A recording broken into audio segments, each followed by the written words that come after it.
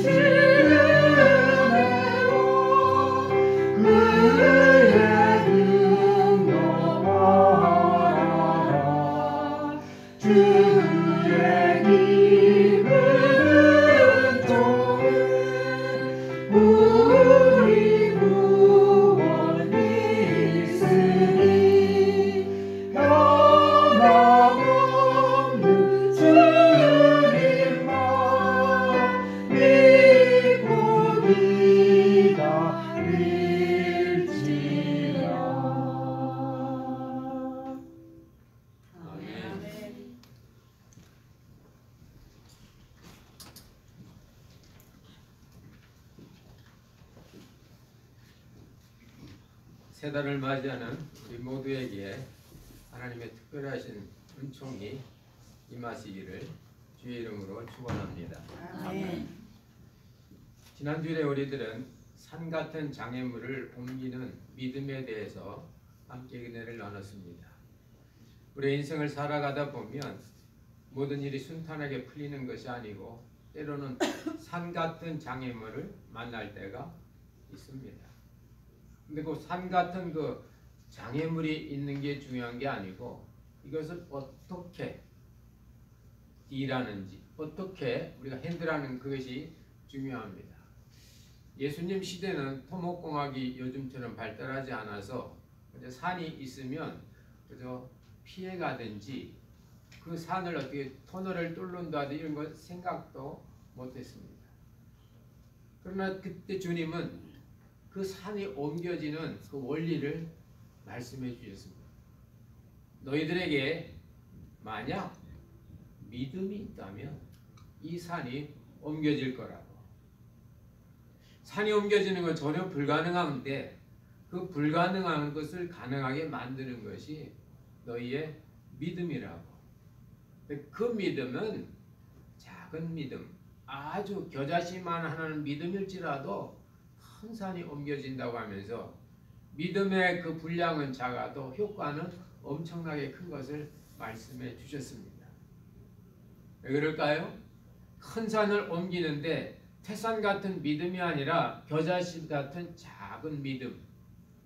그래서 믿는 건 우리지만은 믿음을 이루시는 분은 주님이시라는 겁니다. 너희들이 믿으면 그 믿음의 역사가 일어난다는 겁니다. 창세기에 봐도 이제 아담과 이브가 죄를 범하고 나서 그들이 불완전한 상태에서 오래 사는 건 불행이니까. 여러분, 죄 있는 세상에 오래 사는 거 그 불행입니다. 죄 없는 데서 오래 사는 행복이지만 나쁜 사람이 강하고 나쁜 사람이 오래 살면 그만큼 선한 분들이 피해를 입죠. 반대로 선한 분이 오래 살고 선한 분이 능력이 많으면 그만큼 세상은 밝아지게 되는 겁니다. 하나님께서 아담과 이브가 이제 선악과를 먹고 불순종의 죄를 범한 상태에서 생명나무 열매까지 먹어 죄된 상태에서 오래 살면 불행하기 때문에 그들에게 죄된 인생은 끝을 나야 된다고. 그래서 그들이 죄된 상태로 이 생명나무 실과를 먹지 못하도록 거기에 구룩과 화염검으로 막았다. 그런 말씀이 있습니다. 그런데 바로 그 구룩과 화염검을 뚫고 생명나무에 갈 수 있는 그 길이 바로 예수 그리스도를 믿는 믿음이라고. 믿음이 있으면 그런 구룩과 화염검의 이 엄청난 이 방해물을 뚫고 나갈 수 있다는 겁니다. 산을 옮기는 것도 믿음이고 오늘 본문에 나와 있는 이 소경이 눈을 뜬 것도 주님께서는 내 믿음이 너를 구원했다. 그렇게 말씀하고 있습니다. 오늘의 말씀을 보면 정말 믿음이 뭔지, 원래 예수를 왜 믿는지, 믿고 사는 사람들에게는 어떤 일이 보장되어 있는지 보여주고 있습니다. 예수님께서 이제 마지막 십자가를 지시기 위해서 예루살렘을 올라가는 그 길, 여리고를 통과하기 바로 전에 일어난 사건이 바로 오늘 사건입니다. 예수님이 여러 사람들과 함께 길을 가고 있는데 길가에 앉아서 구걸하던 소경이 예수님이 지나가신다는 말을 듣고 놀라운 고백을 합니다. 다윗의 자손 예수여, 나 좀 불쌍히 여겨주소서. 똑같은 예수를 보고 가는데도 이 소경에게는 이미 예수님을 다윗의 자손으로 고백할 수 있는 그런 믿음이 평상시부터 있었던 겁니다. 여러분, 예수님의 재림이 갑자기 이루어졌을 때 거기에 그 깨닫고 거기 들어가는 것은 그때 이루어지는 건 아닙니다. 평상시 내 믿음과 나의 삶이 그렇게 됐을 때 갑자기 집에요 어려운 일이 생기고 그럴 때도 평상시 안정되어 있고 평상시 준비되어 있고 평상시 그런 사람은 그런 상황을 대처할 수 있어요. 예를 들면 여러분 집에 전기가 나갔다고 가정합시다. 그럼 여러분 어떻게 하겠어요? 911 돌릴 거예요. 평상시에 집에 구조를 아시는 분들은 그 안전판에 가서 뭐가 내렸는지 알 거 아니겠습니까? 우리의 믿음은 평상시의 삶을 통해서 그것이 결정적인 순간에 나타나는 겁니다. 그러므로 평상시 여러분의 삶이 중요합니다. 예수께서 지나가신다는 그 소식을 들었을 때 평상시부터 예수님에 대한 메시아관을 믿었던 이 소경은 그 예수님에게 다윗의 자손 예수시여 라고 고백합니다. 다윗의 자손이란 말이 우리들에게는 의미가 없지만 이 성서시대에는 의미가 큽니다. 장차 다윗의 위를 이을 자가 오는데 그 자가 다스리는 세상이 새하늘과 새 땅이 될 거라고 그리스도께서 다스리는 그 메시아 왕국이 있었는데 그분이 바로 다윗의 자손이라는 겁니다. 우리말로 하면 다윗은 은혜가 많은 사람이거든요. 다윗에게 허락한 확실한 은혜. 다윗은 은혜가 흔들리는 사람이 아니에요. 은혜가 확실한 사람이에요. 다윗의 자손이여란 말 속에는 당신은 흔들리지 않는 하나님의 은혜를 우리에게 전해주는 분입니다. 당신을 통하여 하나님의 은혜가 오면 나에게 하나님의 절대적인 긍휼과 자비가 임할 겁니다라는 믿음을 오늘 이 소경은 나사렛 예수가 지나간다고 하니까 주위에서는 저분이 나사렛 예수라고 하는데 이 소경은 메시아라고 긍휼이 풍성하신 은혜의 사람이라고. 또한 다윗이라는 뜻이 사랑인데 절대적인 사랑인데 다윗은 하나님의 사랑 안에 묵고 사는 사람인데 하나님의 영토 안에 사는 사람인데 바로 그 다윗의 자손 다윗의 씨 은혜와 사랑의 원천 되시는 그리스도가 저기 있다고 그의 믿음을 고백했던 겁니다. 어렵고 힘들 때 여러분 주여 주님의 은혜를 내가 믿습니다. 주님의 사랑을 믿습니다. 여러분이 평소 때부터 여러분 마음속에 있던 은혜와 사랑의 믿음이 여러분 결정적인 순간에 어렵고 힘든 순간에 여러분 입에서 믿음으로 고백되시길 주의 이름으로 축원합니다. 그런데 오늘 성경에 보니까 그 믿음의 고백에 즉각적인 응답이 있지 않아요. 다윗의 자손이라고 신앙이 고백했을 때 주위에서 당신은 참 훌륭합니다. 당신이 어떻게 예수님을 다윗의 자손으로 고백합니까? 그렇게 하는 게 아니고 주변 사람들의 눈에는 이 사람이 믿음을 고백한 사람이 아니고 거지고 소경으로 보인다는 말입니다. 나의 믿음에도 불구하고 세상은 나의 믿음으로 나를 판정하지 않아요. 세상이 보는 건 여전히 우리의 조건입니다. 내가 갖고 있는 그 무엇입니다. 보여지는 외적인 모습입니다. 눈이 감긴 소경은 소경으로 보는 거고 돈 없는 거지는 거지로밖에 볼 수 없습니다. 그러니까 주위에서 핀잔을 주는 겁니다. 조용히 하라고. 지금 예루살렘에 지금 가시는데 뭐 너 같은 게 끼어들어서 방해하냐고. 여러분 신앙생활, 교회생활 하다 보면 참 이상한 소리 들을 때가 있습니다. 힘없을 때가 있습니다. 힘 빠지게 하죠.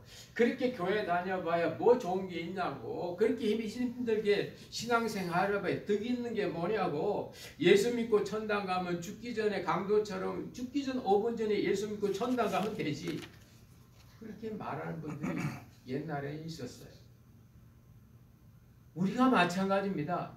합리적 이성적인 사고로 어떤 걸 할 때 우리의 믿음과 우리의 신앙은 그런 합리적인 대접을 받지 못해요.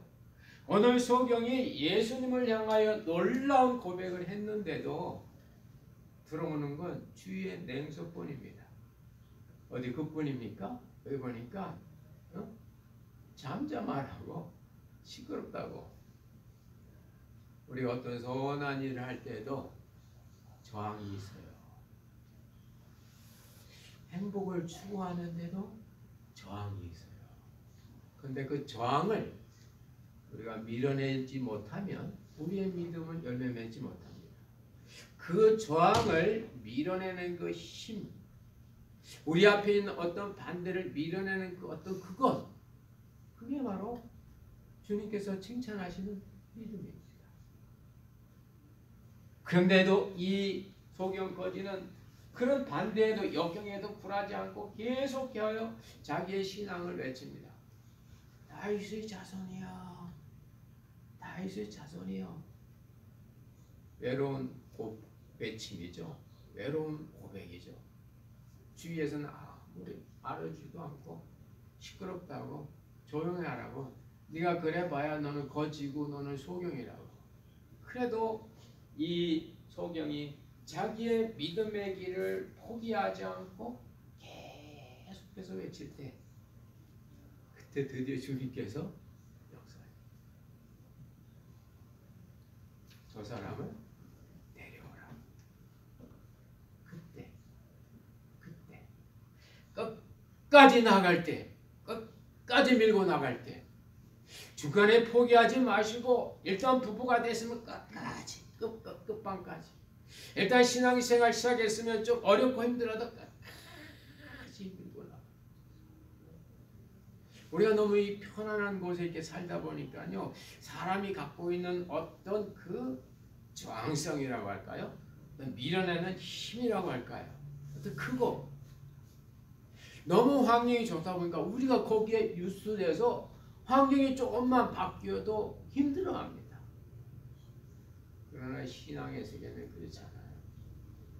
신앙의 세계는 어떤 단계에 들어가만 나면 내 속에 있는 그 믿는 그 힘, 그 힘은 바로 주님이 주신 힘인데, 성령인데, 그런 힘으로 나아갈 때 때가 되면 마치 물이 99도까지는 끓지 않다가 100도가 딱 되면 끄는 것처럼, 어떤 임계점까지 밀고 나갈 그때 주님께서 말씀하십니다. 데려오라. 주님의 말씀 따라 이 소경이 주님 앞에 갔습니다. 근데 주님한테 또 한 번 고비를 넘어요. 내가 너에게 무엇하여 주기를 원하냐?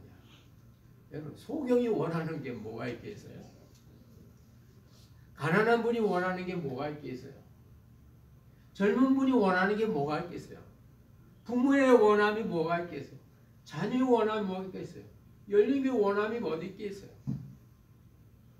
저는 우리 열림교회가 주일날마다 이거 꽉 차가지고 이렇게 사람 좀 많이 와서 이 생명의 말씀을 좀 들으면 좋겠다, 그런 원함이 있어요. 할렐루야. 아멘. 여러분, 그런 원함 없어요? 있어요.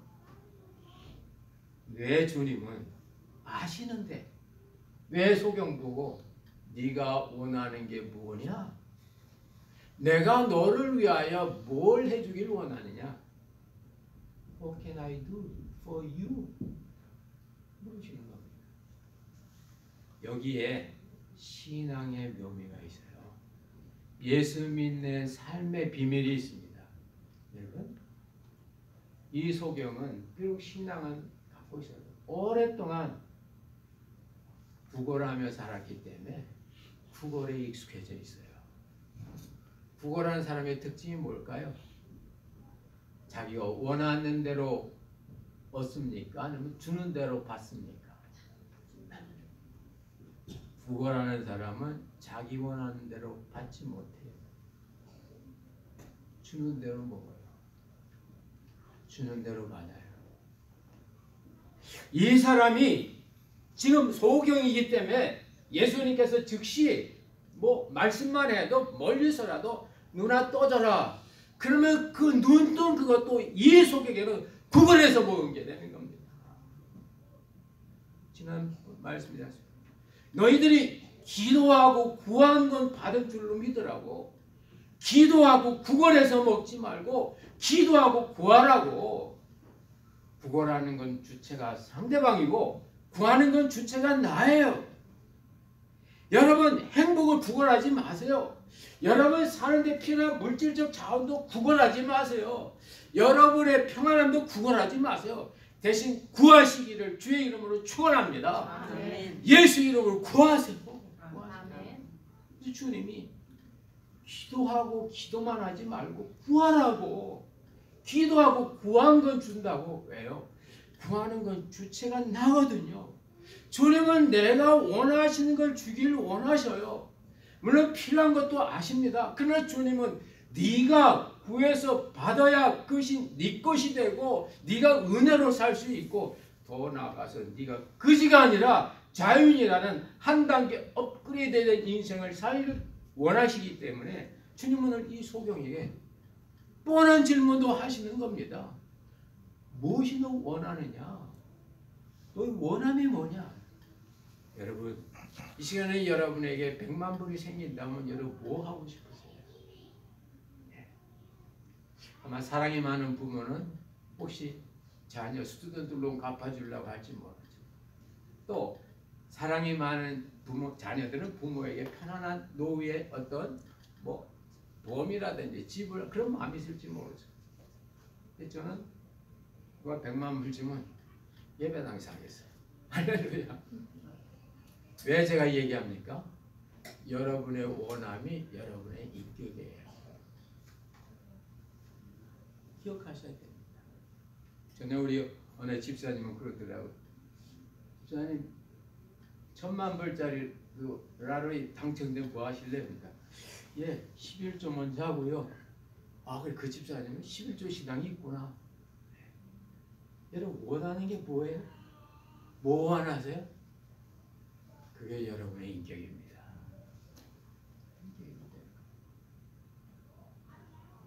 솔로몬이 주님으로부터 은혜 받았죠. 왜 솔로몬이 요한 은혜 받았습니까? 내가 너희서 뭐 해주랴 하니까 부도 기도 원수의 목숨도 구하지 아니하고 백성을 다스릴 지혜를 원한다고 했습니다. 근데 그게 하나님의 마음에 들었어요. 그래서 그에게 지혜뿐만 아니라 구하지도 않던 부와 기를 허락하신 줄로 믿습니다. 아멘.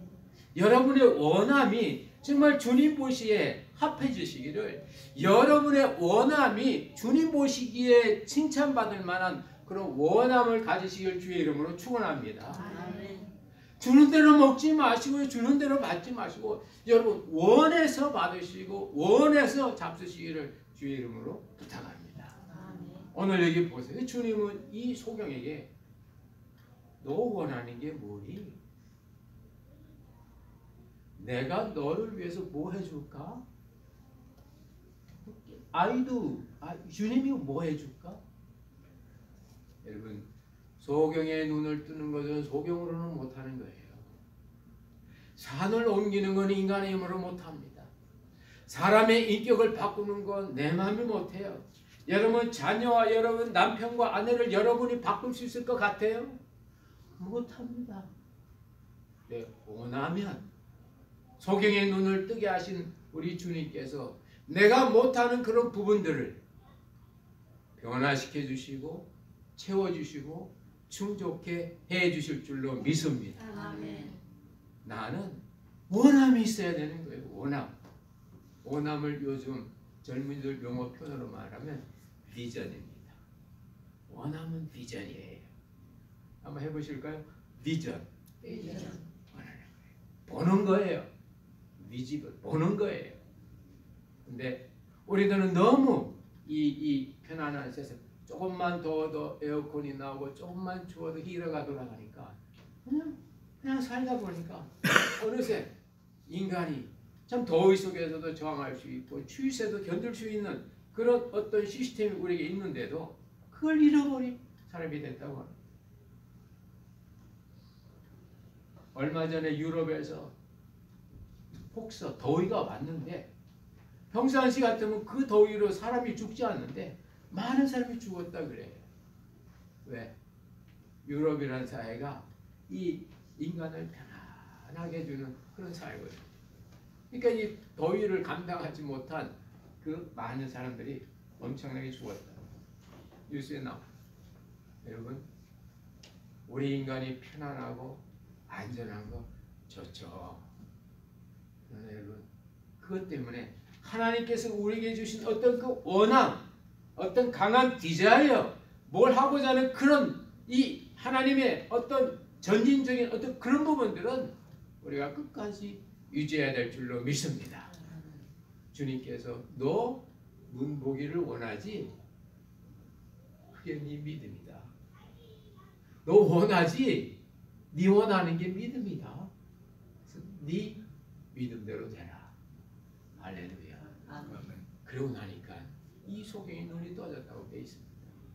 여러분, 복음서에 난 세 가지 예수님이 소경의 눈을 뜬 기사가 나옵니다.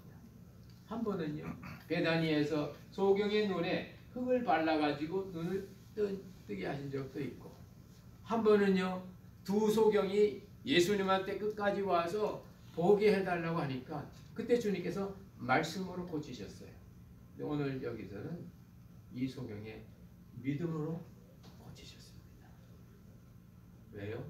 이 소경이 거지거든요. 이 소경이 앉아서 받아주는 것만, 오늘 누가 큰 손님이 와서 좀 떨어뜨리지 않을까? 그런 데만 익숙했던, 구걸하던 이 소경입니다. 구걸에 익숙한 분들은, 사람은 주님이 주어도 그것이 정말 거지로서 받는 그게 되는 겁니다.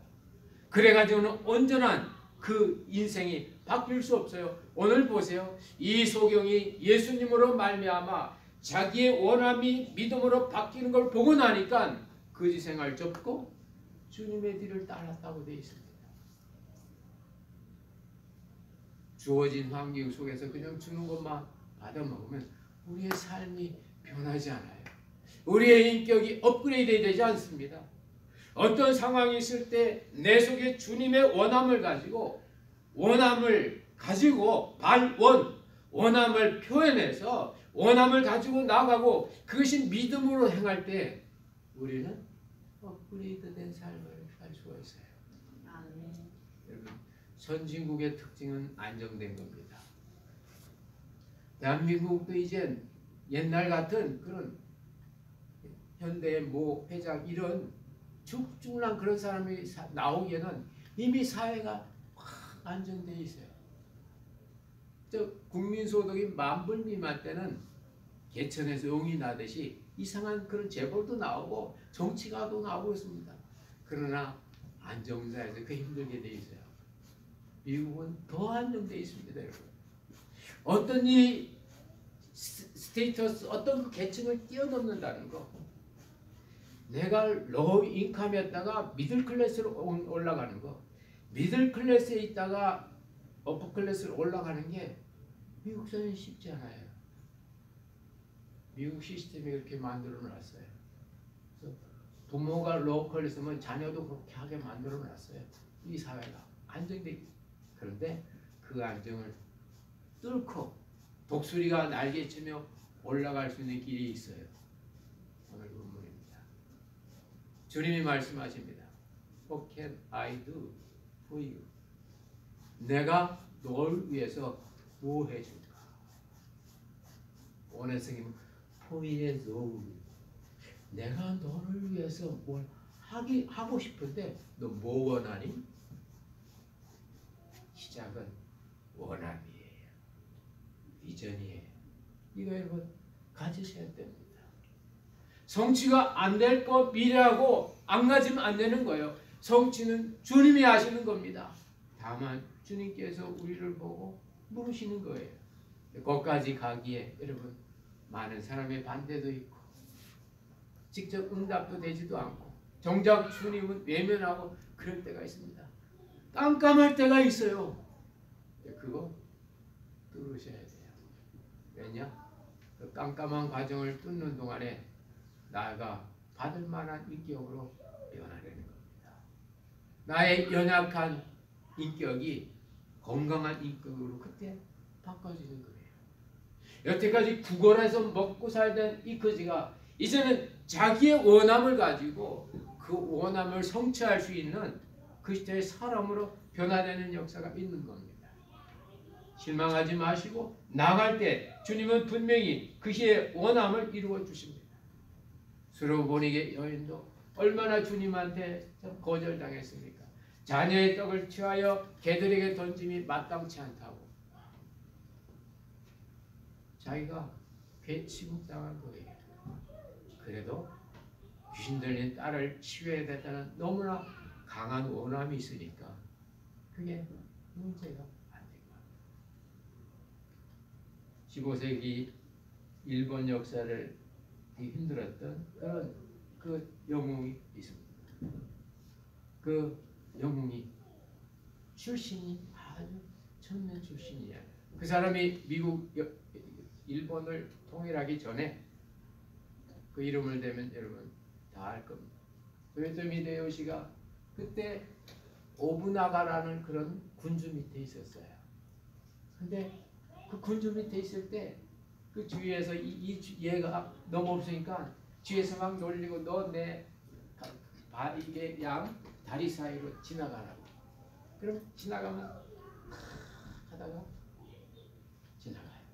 그럼 그때 그 주변에 걔를 보고 막 침을 뱉었다고.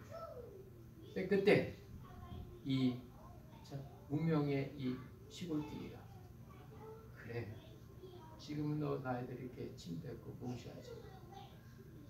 그래 너희들은 내 몸에 침을 뱉었어도 내 인격에는 침을 뱉지 못한다.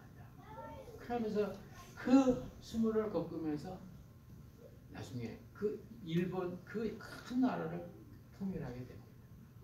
통일하고 나서 평상시 자기를 괴롭혔던 이 수많은 이 장수들을 어디로 보낼까 하다가 동방 원정록을 세워가지고 한국으로 중국까지 다 보낸 거예요. 여러분 아는 임진왜란입니다. 그래서 그 사람들이 오다가 이순신한테 걸려 죽고 또 이 육지에서는 권율 장군에 걸려 다 죽었어요. 세상 사람도 목표가 있으니까 그렇게 무시당해도 그래 거기 전혀 영향받지 않는 겁니다. 어쩌면 우리가 이민사에 이렇게 산다는 게 어쩌면 그럴지 몰라요. 새벽부터 겨야 되고 저녁 늦게까지 일해야 돼요. 그러나 여러분 인격은 여러분의 신앙은 거기에 굴하지 않고 거기에 영향받지 않고 나에게는 원함이 있다. 나에게는 비전이 있다. 뭔가 성도를 사랑하고 교회를 사랑하고 하나님 나라를 사랑하는 의와 평화와 기쁨을 추구하는 그 삶. 다른 사람이 잘 되는 것에 하면서 그들을 위해서 기도하는 어떤 그 가치 있는 삶을 목표를 두고 나갈 때 주님은 우리를 통하여 영광 받아 주실 줄로 믿습니다. 아멘. 너무 편한 것만 추구하지 마세요. 편할 때는 편해야 되겠지만 어떤 삶의 어떤 소용돌이 변화 속에 들어와서는 반대를 해도 주위에서 욕을 해도 여러분이 갖고 있는 그 신앙을 여러분 드러내면서 여러분의 원함을 주님의 은혜로 말미암아 성취하시는 여러분의 원함이 여러분의 믿음으로 바뀌는 이 역사를 체험하시기를 주의 이름으로 축원합니다. 아멘. 기도하겠습니다. 하나님 오늘